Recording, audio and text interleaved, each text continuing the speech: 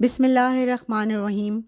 السلام علیکم پیارے بچوں، آج کی ہماری کہانی کا عنوان ہے پیالہ اور چادر۔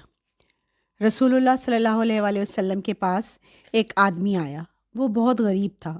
اس نے رسول اللہ صلی اللہ علیہ وآلہ وسلم سے کہا، میں بہت غریب ہوں، جس دن روٹی نہ ملے بھوکا سو جاتا ہوں، بچے بھی بھوکے سو جاتے ہیں، میں کیا کروں؟ رسول اللہ صلی اللہ علیہ وآلہ وسلم نے دریافت کیا، تمہارے پاس کچھ ہے؟ اس آدمی نے کہا، میرے پاس ایک پیالہ اور ایک چادر ہے۔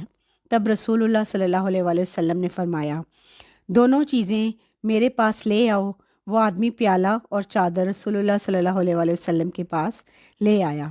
رسول اللہ صلی اللہ علیہ وآلہ وسلم نے دونوں چیزیں بیچ دیں، جو پیسے ملے انہیں اس آدمی کو دے کر کہا، بازار جا کر ایک کلہاڑی لے آؤ۔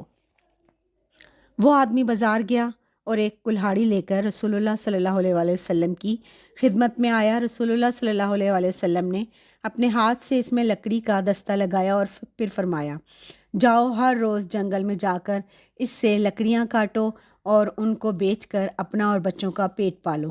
15 دن بعد پھر آنا اور اپنا حال بتانا۔